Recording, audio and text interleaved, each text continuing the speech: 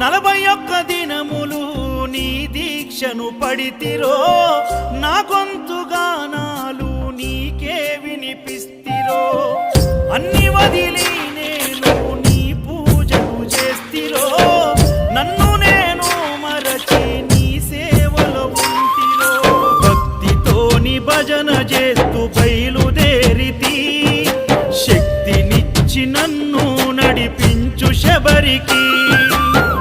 నేను అలసిపోతిని నిన్ను చూడలేనని, నీ భక్తుడైనా నే బాటసారిని.